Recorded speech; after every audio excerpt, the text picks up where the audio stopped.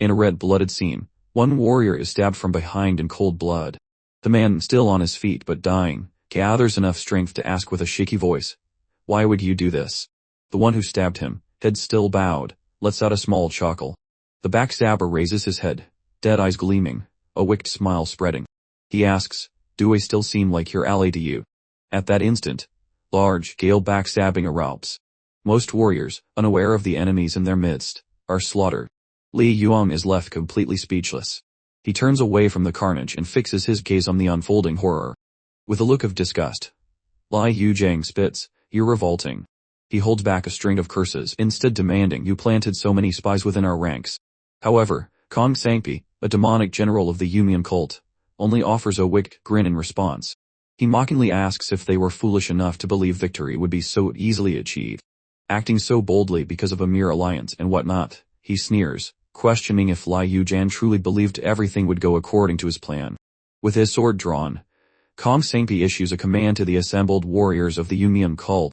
"Now's your chance," he declares, stretching his hand outward.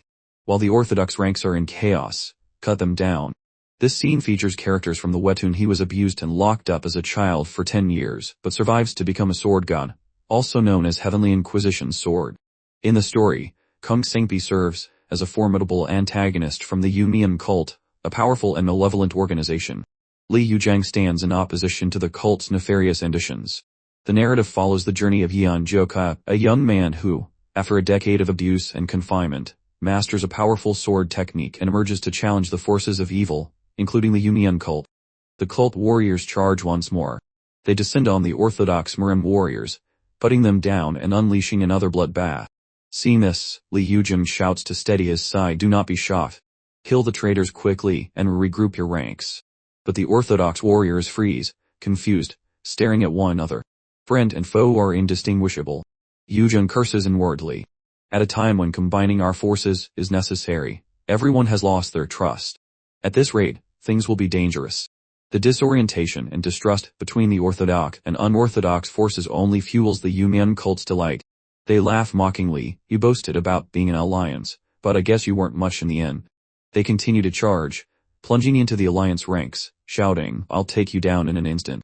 But suddenly, someone from the alliance raises a sword, a surging aura around it. Boundless Heaven technique. Fifth form, Crescent Moon Strike. A devastating slash cuts through the enemy ranks. It is Nangam Yan. Her sudden strike reignites morale. Alliance warriors cheer. "Woo, she is undoubtedly from the Namgun clan. And she is not alone." A warrior raises his blade, his voice calm yet sharp. "It's too early to say, but warming up won't be so bad." From the mountain peak, he plunges down. The Yumian cult warriors look up in shock. His feet hit the ground. In an instant, 3 cultists fall, their death screams ripping through the air. A faint laugh escapes Yeonjuk's lips as he grips his sword tighter.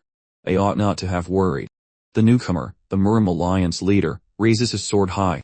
His voice thunders over the battlefield. "Do not panic. This is merely the Yumian cult's final struggle. Behind you stand the 10 martial masters." His words reignite the Alliance's spirit. Warriors shout as one. "Whoa, the 10 martial masters are with us. Charge forward. This is our chance to wipe them out." They rally, encouraging each other to march without fear. But watching from above, a figure sighs heavily. "I guess it won't be that easy." He leaps from his perch, landing atop a cliff.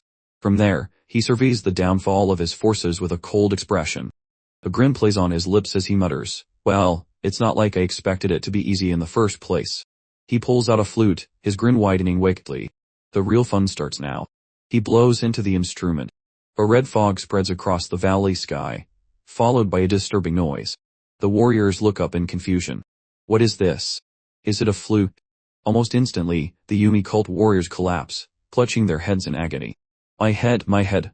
Their cries twist into monstrous groans as their faces bulge grotesquely. "Oh, please, I can't."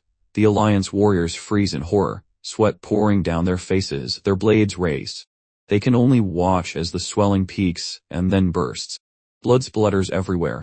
The Yumi warriors crumble. Gasps ripple through the battlefield. Even Li Yuan cannot hide his disgust and shock. But they are not dead. After the wet pop and the spray of gore, new forms emerge, grinning and growling. Now twice the size of men, the monsters unleashed deafening roars, sending the Alliance warriors fleeing in terror. On the cliff, Kami beams with twisted joy. Yes, he thinks, this will make things interesting. 3 days before the decisive battle in Death Valley, warriors from all corners of the Murim world gathered, their formations crisp, and their spirits high. The air crackled with palpable energy. Aha, the chi emanating from everyone here is incredible. I never imagined I'd witness so many martial masters in one place, one warrior exclaimed, his voice filled with excitement. As plaques were distributed among the assembled fighters, he continued, this just proves how united we are in our goal to crush the Yumian cult. Let this be the opportunity we seize to finally eradicate their existence from Murim. Amidst the fervor, a warrior, after receiving his plaque, found his gaze drawn to it with intense curiosity. He turned to the man beside him. Please hold my spot. I need to visit the House. With a nod of understanding, he slipped away from the ranks. Just around the corner of the great hall, another man waited in the shadows. What is it? The warrior asked in a hushed tone. The plan is proceeding smoothly. I have already managed to plant numerous spies among the new recruits. A smirk played on the hidden man's lips. I am aware of your good work. There's no need to be so wary, he said, his voice reassuring. With a confident smile, he reached into his pocket. I've merely come to deliver gifts from the demonic generals to those who will play a pivotal role in the final battle. The warrior's eyes widened in disbelief. Is that true? The man produced a small bag and pressed it into the warrior's hands. An elixir, he explained. It will grant you an instantaneous boost in your chi. It should prove to be quite helpful. Trembling with excitement at the prospect of such a powerful artifact, the warrior eagerly plucked a pill from the bag. Are you certain I can take this? He asked, holding it up. Of course, the man assured him. You are destined for a significant role in the battle to come. Then I won't refuse, the warrior declared and swallowed the pill without a moment's hesitation. As he did, the man's smile twisted into a sinister grin. Now, in the heat of the raging battle in Death Valley, the same warrior clutches his head, a groan of agony escaping his lips as he joins the ranks of the grotesquely transformed. The elixir I took back then, he muttered in despair. The horrifying realization dawning far too late. The pill's true effect began to manifest. His face swelled, his eyes bulged, and veins pulsed beneath his skin. Tears of regret streamed down his cheeks as a wet, popping sound erupted from his skull, spraying blood, and sealing his tragic fate. Screams his last breath. From a distance, Stormblade Jang Gango watches grimly. His voice is heavy. I knew they were sneaky bastards. But to think they'd even use their own underlings as pawns. I have never imagined. Now, with most of the Yumian warriors transformed, they begin their rampage. The Alliance warriors curse in unison. The demonic warriors have turned into monsters. Someone shouts back at them, stay calm. On the cliff, Ion Joko watches the scene unfold. His face, a mask of rage and disgust, hardens. I guess it can't be helped. Hand gripping the hilt of his sword, the other resting on its sheath, he whispers, I must join in. Before he can finish, Ryoshi steps into his path, arms spread.